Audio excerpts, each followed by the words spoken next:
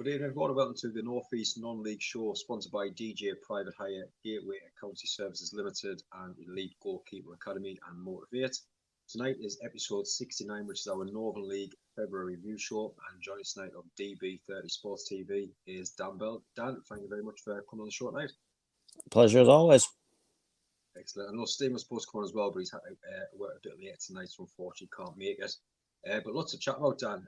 Like you say, a top month for certain teams and managers. I know trying to pick a short list for manager of the month in the group is very hard. The amount of teams that's been actually unbeaten this month, which we'll get on to as well. But starting in Division 1, and obviously that two at the top are still Bishop and Shildon. Yes, Bishop game in hand, but obviously the 1-1 draw last weekend against West Allotment, and Shildon winning the last weekend, and also 7 games in a row now in that 3-point gap. I know they've got that game in hand, but it's starting to put a little bit of pressure on Bishop now, isn't it? Yeah, and I think that's if obviously Shildon are serious and they need to just keep this momentum going for as long as they possibly can, really. I mean, obviously we do talk about the game in hand, but then again, Bishops have got to win it, and a lot of time if you're winning 5, 6, 7 games in a row, it's like you sometimes start to ask when are they gonna get beaten again, don't you? So yeah, it certainly does make it interesting, and obviously Shildon coming into this league, we all knew that they had maybe the quality within their team to be up there and challenges. Maybe just been a case of it's maybe taking them a little bit longer to get going than what it did Bishops, but from a neutral's point of view, like I'd love it if it stayed like this right through until maybe even the last game, with it only being maybe a point or two, maybe even just goal difference in it. That's it, isn't it? I mean, look at this. Obviously, Fexman and Johnson getting goals for Bishop, and you look at Shildon. I mean, 5 great strikers there. And I think that's obviously goals win games of football. But you look at the players. If one's not doing it, they can put another striker in. Obviously, Billy Gruelach is still there, and they just got goals for fun. It must be nice to try and put 2 or 3 strikers on the pitch at one time for Shildon with the quality that I've got up front, isn't it? Oh, absolutely. And if you talk about Grealish Smith there, the experience within that squad as well. Obviously, I've been there and done it before several times in the Northern League. So it's going to be interesting because you've got 2 genuinely top quality teams there that I personally think would do, at this moment in time, would probably do pretty well in the league above. I mean, obviously Shildon have been there and have, for one reason or the other, they've ended up coming back down. But yeah, it's certainly shapes up pretty well in that part of County Durham for the title race. Yeah, it's going to be great, isn't it? Even Dan the man, thank you very much for watching. And that playoff pack as well. I mean, I'm really excited with the run-in for the playoffs more than the league title. I think both divisions, especially when we get to Division 2 shortly. But that pack between the 3rd place and 9th place, 52 points to 44, 7-point swing. And every point literally matters at the moment. You've got the likes of West Auckland, Berkeley, Heaton, Carlisle still there, Gisborough, Borough Rangers, Whitley Bay. What's your thoughts on that chasing pack going for the playoff positions now?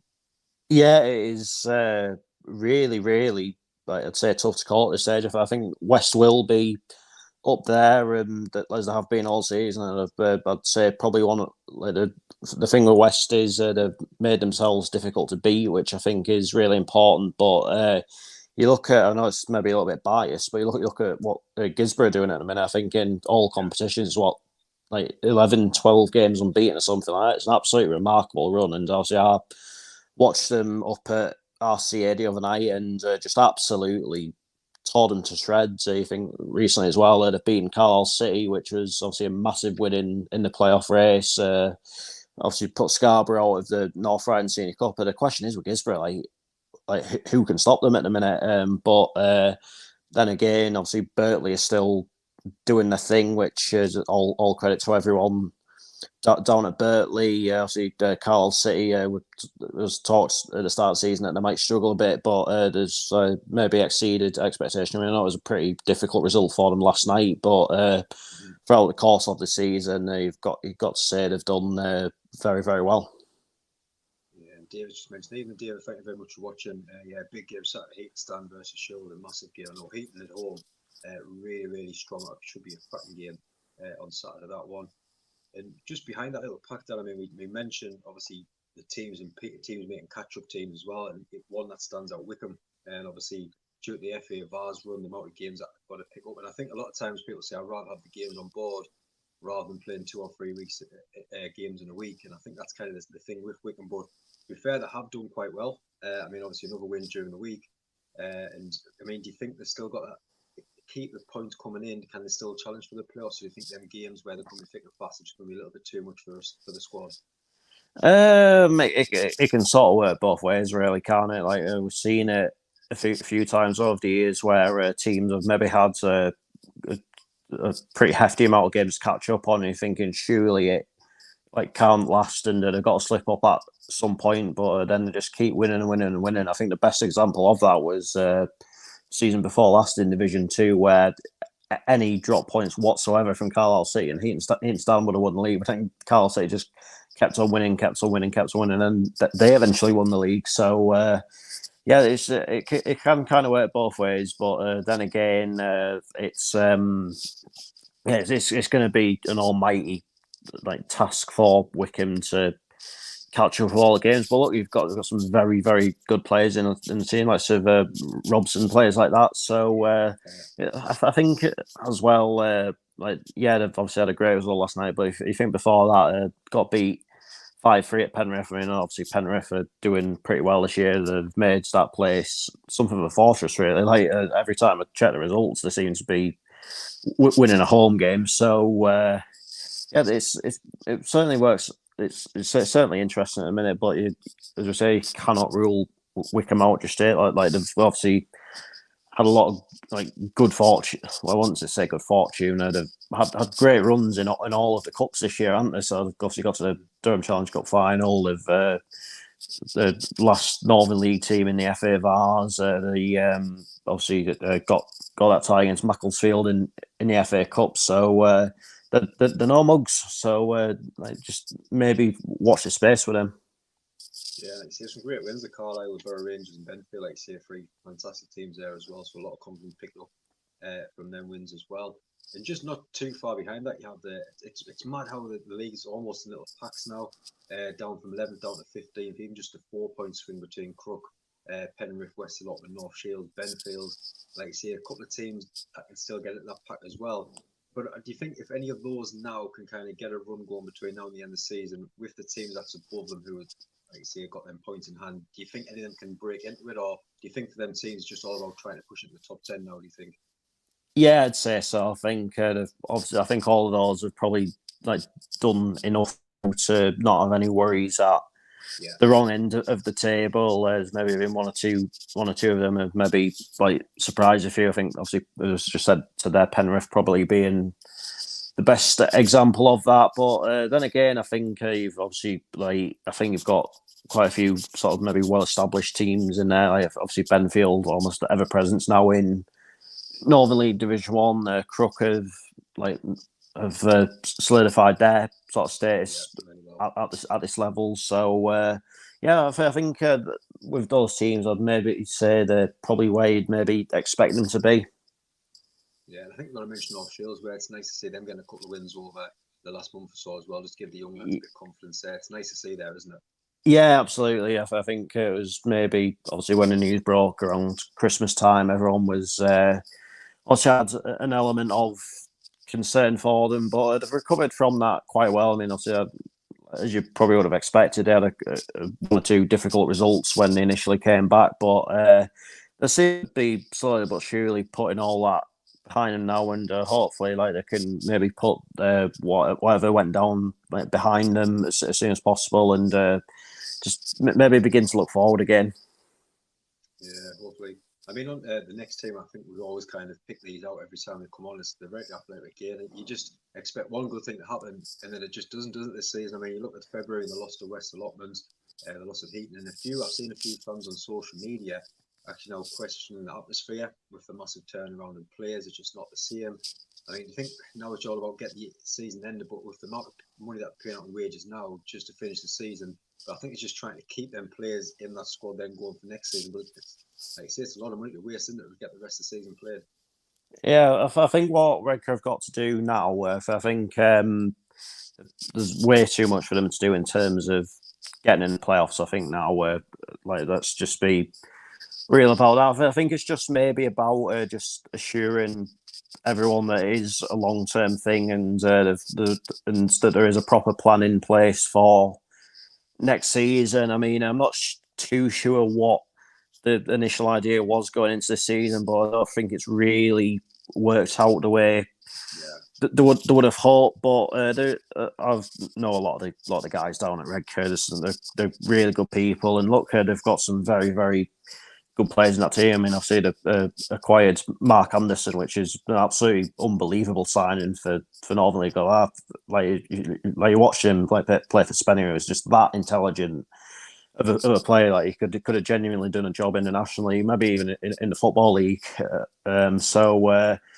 They have got the personnel, they've got the experience there. It's just it's going to take time to click. But if I think before long they can't keep all this chopping and changing of players, really, because I think that ultimately is like a massively unsettling thing. Like, it don't matter how like gifted your players are, or whatever. Like, you need them to gel as a team, and I think they've just got to allow that to happen.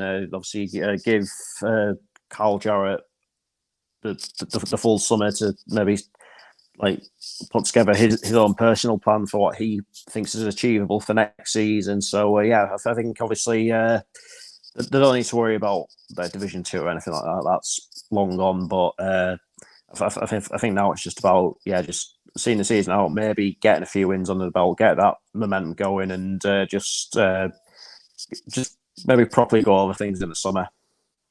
Yeah, massive summer ahead there, I think. There's a couple of teams just behind that, and I think it's almost a no man's land at the moment. Two teams know they're safe, but there's no real pushing them, which you see them in Northampton. See them 4 losses out of 4 in February. Northampton 3 out of 3 in all competitions. I mean, with all the defeats that came coming for them, obviously you're looking every week. You might be playing the top of the league or some of them playoff runs. It's hard to keep them players kind of going out between now and the end of the season. There's not really, you know that you're not going down. You know you can't really challenge it. It's hard for them two teams at the moment to get any momentum and get them wins picked up, isn't it? Yeah, I mean, it can be a little bit degrading. I think if you are either of those teams, I think you've maybe got to ask yourself a question of how can you get supporters to come along to your games, which can only be a frustrating thing. At the end of the day, at this level, like that's what you so heavily reliant upon. I mean, I've obviously I've been to both clubs plenty of times, like two very good setups and that, but ultimately, like people want to see games that maybe have something like properly riding on them, that like a bit of like feisty action. So I think with Northallerton's case, like they've taken a lot of hefty beatings, and over the last few years or so, under the home form, especially, has been like so poor over the last 2 or 3 seasons. So that's something that they've really, really got to sort out. I think it's maybe a little bit different. Obviously, we've talked a couple of times. It's a very, very young squad there, so it's maybe maybe just trying to sort of develop them, and maybe once they've gone into it a bit more, you might see them be a bit more like solid, like maybe start to push up the table a bit. But I think for CM this year, I could potentially even argue they've probably done what they've needed to do for the purposes of this particular season. Yeah. Yeah, like I say, hopefully that John Bowles came in halfway through the season. They're just keeping a couple of experienced lads next season and building these young players who's had the experience of obviously the Northern League. Hopefully they can push on again next season as well. But that basement battle, obviously down at the bottom, it's still not getting any better for both sides, both on the same points since the last show. I think in 19th RCA on 4 points and 20th Towler on 1 point. And like you say, RCA 6 games, 6 losses, Towler 4 games, 4 losses. And sometimes you'll see a very close game. You think, right, things are picking up. Then all of a sudden we'll go out and get beat. One of them 5-0, 6-0. And I mean, looking at it, I think they're going to play each other once at the end of the season. But can you see anything changing in them points between now and that final game of the season? Any hope for them?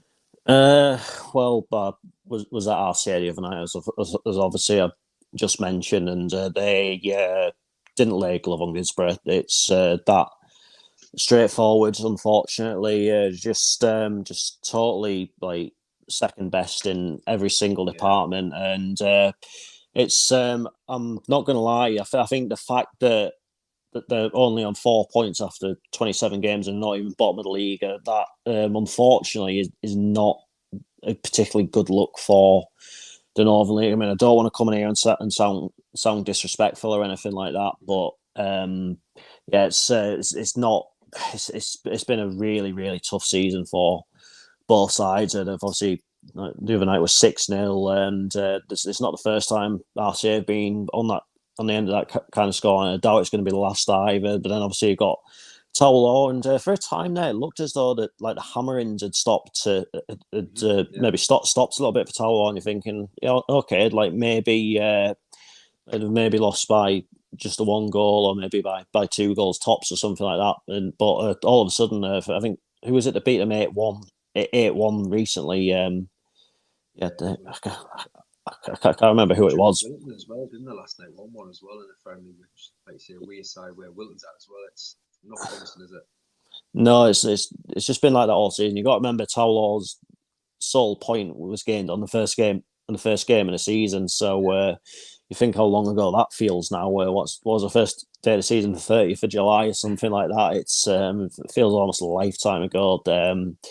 Obviously, RCA had obviously won the first game between the two, and if there is only to be one of them go down, then I think that could be like maybe quite unbelievably the ultimate deciding factor. I mean, I've got to play each other again, and I believe that's the last game of the season, isn't it? So that's going to be an absolutely huge game up at Towler. So that's I tell you what, if Gateshead weren't playing Bromley, then that'd almost be a no-brainer for me to go to that day. I just hope that like somehow the kickoff times are like far enough away from each other to be able to do both games. So yeah, it's been a hard season for both of them, but I think now, like regardless of what division they find themselves in, I think like once the season's over, I think both of them will be glad of it, and I think it's just important that just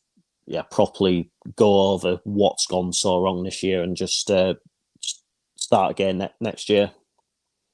Nice to see him just getting at least one more win before the end of the season, both sides, especially Towler, just even get a win on board. It'd be absolutely fantastic to see, just for the club itself, really, on that one. And just before we get into Division 2 now, I just want to say a massive thank you everyone that's tuning in as well as always. Keep getting them comments on how's your team doing this season as well. We'd love to know. And if you haven't already, please hit that subscribe button, please hit that like button to get across the Dan's channel, DV Sports TV as well, and get subscribed to the channel as well. And on to Division 2. Absolutely loving this at this season, absolutely fantastic, and like I say, I can't wait more for the playoffs than anything else now, because starting in obviously the top of the league, despite the shock 2-1 loss to Ashwinnan, they did bounce back with a 3-0 win against Wright and Blythe. I think odds on favourites now to win Division 2 and get into Division 1 now, aren't they?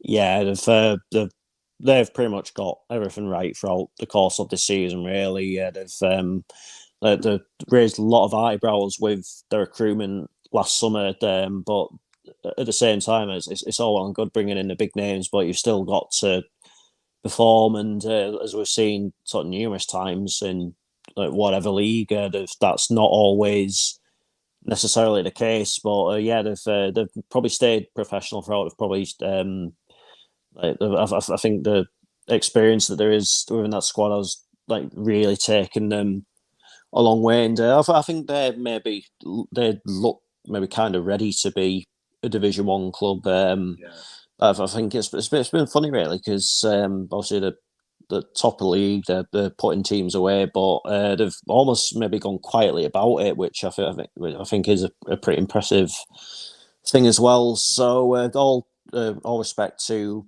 Blythe Town, who I think come the end will be pretty worthy champions. But you've got to remember at the start of the season, we're maybe talking about challenges from the local rivals, Bedlington, Blue Star especially.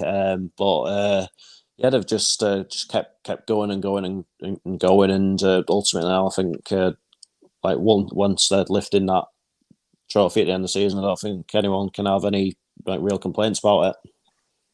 Yeah, the playoffs are running from that second place down to eighth place, just so close at the moment. Bedlington Ferguson doing a great job there. Blue Star the other night, obviously sitting in third place. Would you like to see that little win just caused a few little mind games, I would imagine, as well? Blue Star sitting in third, lost 2. this month, Bedlington and Uni as well. We've got some tough games coming up as well. With them two sides, I mean, with Blue Star, once you're in that little bit of rut and you're in them playoffs, you need to keep that momentum going and try to build some goal. Otherwise, if them teams are chasing, which we'll get on in a moment, like you say, that you're going to end up slipping out of them playoffs at some point with all these teams chasing, aren't you? Yeah, you could well do. I mean, I don't think either of those are going to, because I do think they are strong enough to be in there. But I think if they get involved with like mind games and only focusing on each other, then I think that could be where like potentially even both of them fall short, really, because if they're just almost assuming that it's going to be Blythe and one of those two go up, obviously the odd one out being the losing playoff finalists, then it might not necessarily work out the way. Look what happened last year with that Horden and Borough Rangers title race. Everyone thought, whoever doesn't win the league out of two will probably go on and win the playoffs, and lo and behold, it was Burtley that came in fifth place that ended up going up. I mean, obviously, I know it was a bit difficult for Horden at the time. I've not been able to play the home semi-final in their own ground, but it just goes to show you it's always going to be a close league, I think, especially at that top end where it is so competitive. But I'm like you, I'm like really looking forward to seeing how the playoff picture looks at the end of the season, because obviously last year's playoffs were a little bit mental, really. I think every game went to penalties, so so as a neutral, more at the same place. I mean, the team that's following just behind them now, which we've totally separate, just mention them one off, no other teams, is Billingham and Thonia. Wow, I mean, Stephen Johnson, North East Non-League Show Manager of the Month last month, unbeaten since the 28th of October, which is absolutely fantastic. Cracking 4-2 win against Horden the other night as well, sitting in fourth place. And there's always that one team, like you say, that go on and pick the confidence up. And if there's any teams that anyone will want to face now in the playoffs, if the season came around the weekend, it would be Williams and Thonia, wouldn't it? Yeah, absolutely. I think with Sinners, they've maybe had a bit of I won't say a rough time of it over the last few years, but obviously they've had a few issues. Obviously playing at Norton for for a time, and then having to leave then and down to Stokesley to play home games, but they've maybe found a formula now that works for them. And as we said, they've got the form, they've got the momentum, which can carry a hell of a long way. Obviously, just touched upon there. They beat Horden last night, which is like, if you're beating Horden, it's always a very like eye-catching result. So I've all fair play to Sinners. I mean, I personally like them to be in and around it, because again, they've been a club that when I visit them over the years, has been pretty good to us. So good luck to them. Yeah, doing really well. Like I say, just got that little patch just behind that from 5th down to 8th with Borden, Yarm, Easton. I think we're 3 up at half time against Brown, I think just before we came on. Chester Street Town's in there as well. And like I say, every game at the moment for that little pack just behind that, it's almost like a cup final now. We're trying to get them last spots. I mean, just with them teams in there, you would imagine, like I say, the likes of Horden, who's been there, they had the experience. Obviously, Easton been going really well. I know they had a couple of losses after Christmas, but then Chester Street Town as well. So it's obviously great management team there, and then Yarm as well, who's doing really well. It's just going to be literally down the way the last game of the season, isn't it? And get that playoffs positions. Yeah, and you look at if you do get that fifth spot on the last day of the season, like the amount of energy and confidence that you're going to take going into the playoffs is just going to be like, that could carry a hell of a long way. And I think if you do finish in that spot, it maybe doesn't come with the same level of pressure as maybe if you're Blue Star or you're Bedlington, where you've been up there all season. People are maybe almost expecting you to go up. I think like if you get like for those teams, if they do manage to claim one of the last couple of spots, I think it's I'd probably even say like the free hit in the playoffs, really. And like if they're carrying form, if they're carrying momentum, then they've got every chance. Like you've obviously touched upon, Horden there, that have got the experience, and that might be enough to carry them through, like in getting that playoff spot until the end of the season. I don't know. But then you've got Yarm, who I see fresh faces into the Northern League, both come in and have done pretty well. Chester Street Town are almost ever presence within the Northern League that they're right up there. Easington as well. So yeah, it's going to be really interesting. I'm not sure how many games there are where you have some of those sides playing against each other, but yeah, there's certainly like it makes for a really interesting end. That's going to be brilliant. I mean, one side I've got to mention, just not too far behind that, might be a little bit too far ahead for them. The playoffs, but Eshwin and Bobby Coleman, I know he's coming on the show in a few weeks' time, doing absolutely wonders at the club. Unbeaten in February, like you say, the wins against Fordham, Brandon, Washington, Blythe, Uni, some fantastic wins there. I mean, you never know, they might still get a playoff position, but from what he's doing, obviously from last season, this season, he's just deserved a lot of credit. I mean, can't be much budget there, if any there. Like you say, he's just got a group of players who want to go on the pitch and fight for him, hasn't he? Yeah, you've got Eshwin. I think have probably maybe even been the surprise team in Division Two this season. I think they're another one that they've maybe struggled a bit over the last few years. I think season before last they finished in well, they're not really relegation places on such at the bottom, is it? I think it's just if you're in those positions, then you're potentially susceptible to it. Obviously, thankfully for them, it didn't like come to anything in the end. And I think it's last season. I think they maybe finished like in a position that they would have been happy with its progress, and they've seemed to have progressed again. So yeah, a lot of credit has to go to whatever's going on there, because it is clearly working. I saw them about a month or so ago against Chester Street United. I'm sure we'll talk about in a bit that a team that's starting to find their own now, where it was a tough battle for them that night, but I managed to get something out of the game, and yeah, they've obviously pushed on since, and obviously that's probably been compounded with the fact that they picked up a win against Blythe Town. Yeah, massive win that one. I mean, there's a couple of little packs not too far behind that as well. The likes of Thornaby, Hartlepool, right as well, doing well. And then like you see, we've got a little pack behind that between the 13th down to 17th. Again, that 10-point swing with the Uni, Jarrah, Borden, Footer, Billingham Town, and a few sides in there. I mean, name 7 or 8 sides there. And one of the teams for me personally, with the signing of one of the signs last week at Jarrah, Levi Collins, and I know I chatted to the Jarrah manager when the signing got announced, and I said, "Wow, what a great sign!" He said, "Yeah, over the season there's been one of them 2 or 3 chances in the game where they've just been pulled wide, been put over the bar." With Levi Collins in there, that 1 goal, well, obviously 3 goals that he scored in the last game, but them extra goals, them extra points, I can see them really climbing and pushing up the table come the end of the season with that signing. Massive, isn't it? Yeah, it's absolutely huge. I'm surprised that like he did leave Bolden, because he seemed almost like him and Bolden almost seemed attached to the hip, really, didn't they? But yeah, I think like hopefully for him, he can continue to settle in at Jarrow. I mean, obviously, I know there's 1 or 2 issues at Jarrow. Like there's I think they're probably going to have to play their.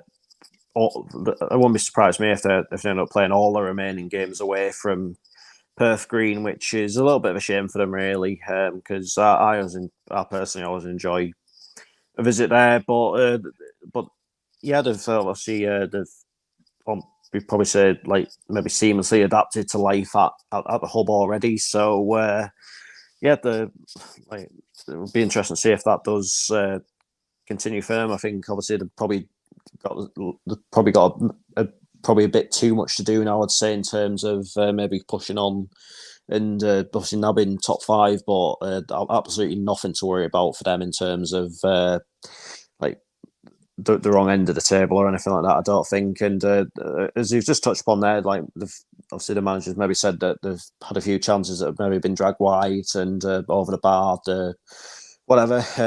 But I think that maybe does still show that despite the fact that the chances weren't going in, the forwards were getting service, and if Levi's getting that level of service, then that can only be like a good thing for them.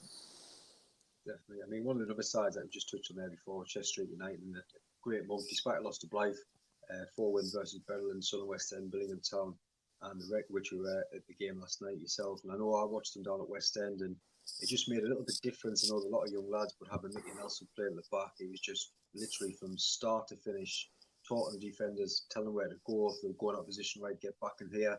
Scored a free kick that night, Dear. I think he did last night as well. I mean, what was your thoughts on Chester Street United last night? I've got to say, really, really impressed with them. They absolutely tore Red Town to shreds, if I'm telling you the truth. I think the scoreline, obviously 2-1 in the end, but it was a lot more comfortable for them than that maybe suggests. They got the early goal. It's absolutely leathered into the back of the net. I'm surprised he didn't even break the net, to be honest. It was just he's hit it that hard, like the goalkeeper. It just totally stood still. Like it was just it was past him before he could even react to it. It was hit with that much venom, and maybe gave a bit of an unorthodox goal away pretty much straight after the restart. Reg Town got themselves level, but from there they really did like control the game. Like had almost all of the chances. I mean, Reg Town were throwing bodies on the line, but eventually the pressure did tell. They got a free kick in a good position, and Mickey Nelson's stepped up and fired it into the back of net. But as you say, that the influence he's having on that team is absolutely unbelievable. And I found it almost like you might have seen my tweets or whatever from last night. I found it almost comical when I was reading the programme that every Chester Street United player was under the age of 20, and you just had Mickey Nelson, 43 years of age, but he still. It was. Obviously, as a Gateshead fan, it was really interesting to see him play against us. I remember there was a brief spell a few years ago where he was playing for us. He played for Hartlepool, Cambridge, had a spell with Blythe as well. So, yeah, it is really interesting to see him. But I think we've maybe touched upon this in a previous show about Chester Street. They maybe do start seasons off a bit slow. Like obviously with such young players, I think adapting to playing against men pretty much does take them by surprise at first, but you get to after Christmas and they look almost unplayable. And I think if that, again, last night, it was a difficult pitch for them to play on. I think if that had been on a 3G, on a surface that hasn't been so like battered by the weather, I think they genuinely could have knocked up a cricket score in that game. Yeah, they were fantastic on the 4G. They just pass and move. It was unbelievable watching them at times. And not the two teams, like we touched on Division 1, like Northampton and Seaham, these two teams are around the same in Division 2. Southern West End and Redgate Town kind of just, like you say, probably is now safe, but nowhere kind of going anywhere further than where they are at the moment. I know Southern West End, obviously, new gaffers coming in. They lost to Chester Street United, unlucky 2-1 loss to Horden, and a 3-3 draw against Jarrah. I think they scored the penalty in the 100th minute. That one there. In Redgate Town, 4 games, 4 losses, but it's quite tough times for both at the moment, isn't it? Yeah, and I think that I could really like sense something was something was up with Redgate Town last night. I think they're maybe just wanting the season to end now. It's been it's probably not gone the way they would have hoped. I mean, at the start of the season, I thought like potentially there could have been up there. Cause, I mean, they're obviously doing a lot of work to the ground and stuff like that, and like a lot of good stuff for them to look forward to in the future. But yeah, it's just been a really difficult season for them. Obviously, they've been one of the teams maybe even hit the hardest in terms of games getting called off. What I mean, the amount of times I'd like previously planned to go there. I think I planned it in like August, maybe one in like September, October time again around Christmas, New Year. So I think it took me like 5 or 6 attempts just to get there. So that kind of explains a lot. And like normally at this stage of the season, I'd have been to that ground maybe in a couple, like 2 or 3 times. But obviously last night was the first time. There was only 86 people at the game. Again, like we obviously touched upon with Northallerton. I think at this stage, like it's maybe it's going to be difficult for them to lure in the crowds if they've not really got anything to to properly shoot for. I mean, if it's a nice, say for argument's sake, if it's a Saturday or something, it's a nice day, like you might, and they're playing against someone that has maybe got something on the line, like they might do okay off of admission of away fans or whatever, like people just going to Redcar for the fish and chips in the day out as well and what have you. But yeah, it's as I said, I think they're a club that just need this season to end, then just start fresh in the summer. Yeah, finding out the trapdoor battle of Division 2 and 21st Washy on 11 points and Brandon and 22nd on 7 points. Another play draw on the 11th of March, which would be an absolutely huge game there. But I think just if whoever wins that game might just get that little bit of confidence, and I think obviously one of the teams will finish bottom. But I think Brandon Sugarford came on with 3-0 down to Easton. But they start to look like there was a couple of home games where it was starting to look very close, but then like you say, Easton on really good form. Great manager there, Ollie this season. I know obviously I think they were sure they're 3-0 at half time before we came on, but that game is going to be massive, and whoever wins that could get that bit of confidence, then go on to steal from one of the team, and forcibly has to drop down, don't they? Yeah, it's looking that way, unfortunately. I mean, it's been a really difficult year for Brandon, especially. Obviously, all the issues that took place at the start of the season and have never really maybe fully recovered from that. Washington, again, I was talking before the show. I think the game that they played at home last Tuesday, I believe it was the first home game they've had since September, which is absolutely crazy, isn't it? So it'll be interesting to see what can happen when they start catching up on games. Like obviously they were in this kind of situation last year, managed to get a few wins together, and eventually were all right in the end. So it'll be interesting. I think as well. Like even if you do finish in those positions where you are susceptible to getting relegated, I think it is just important that you claim as many points as possible. Like give yourself as good a chance as you can against like other leagues from like the other step 6 leagues across the country. But yeah, I think I do think at this moment in time next season you're probably going to see Brandon drop down into the Wearside League and maybe Washy as well. Who knows? But yeah, it's been an exceptionally difficult season for them, and this maybe again it's not nice to see from obviously for me in terms of following the Northern League. I don't have a Northern League team as such. I mean, obviously I'll watch whatever's sort of most local to us, depending on where I'm living at the time. But yeah, it's I like to see. I want to see the league thrive. But having like 2 teams in both league like cut so far adrift from everyone else at the bottom, it's not nice to see, really. Yeah, I know Dan just mentioned there the openings for next season, Northern League Division 2 are all eligible for promotion. Will the bottom 2 go down? And I just hope, I know there's been bits and bobs what's going to happen. I know last season I think it was an absolute disgrace. I remember being at I think it was the West End.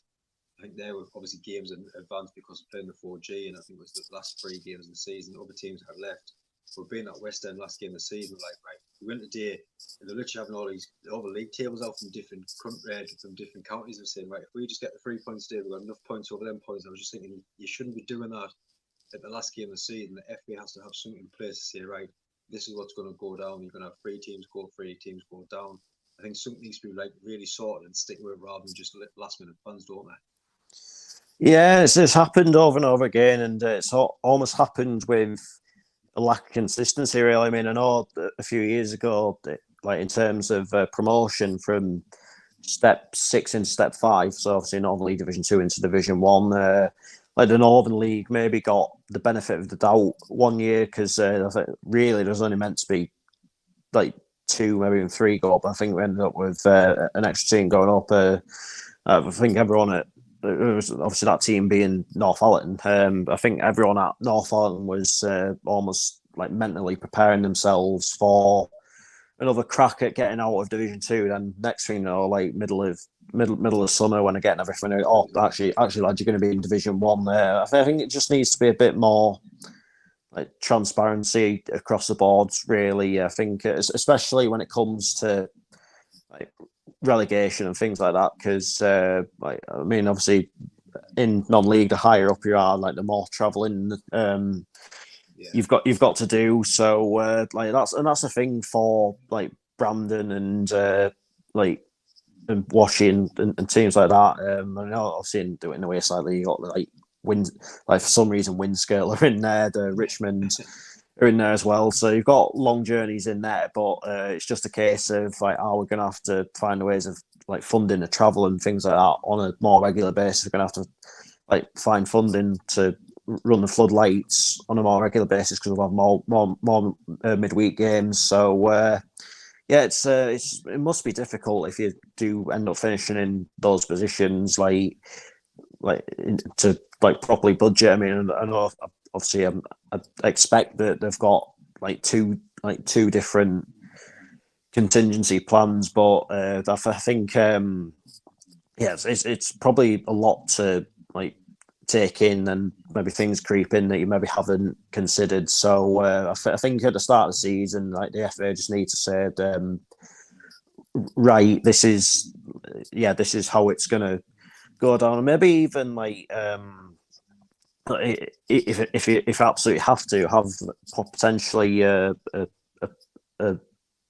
playoff between like maybe one of the teams that are eligible for promotion, or like maybe even like one of the teams from the Northern Counties East League that's down there, or like whatever. Just make it so that like once the season's done, that's it. Everyone can move on knowing where they're going to be. Definitely, but really, really interesting, like you say, with the teams that's actually obviously to come up to the Northern League, and I think you just got to look at the teams that's come up. Our Rangers came up straight up promotion. Yarm doing well this season. FC Hartlepool. There's a lot of strength coming out from the Wayside League, and unfortunately, you're seeing these teams dropping out the Northern League. Like you say, you're seeing like so Wilton sitting at the bottom, Durham City, in obviously not even in the Premier the Wayside. Now it's scary how quickly things change in football. So that'll be really interesting to see what happens over the summer with the teams coming up as well.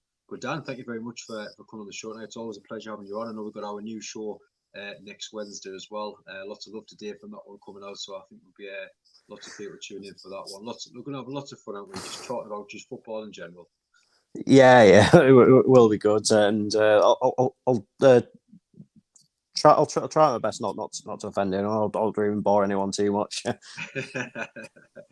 But again, everyone, thank you so much for watching. I hope you all enjoy your games at the weekend. Hopefully the weather, I know there's a little bit rain forecast for tomorrow, but hopefully not too much to get them games played. Because it's becoming on the boy on the joke now, all these games getting called off so close to the end of the season. But again, thank you everyone for watching. I hope you enjoy the rest of your night as well. Cheers.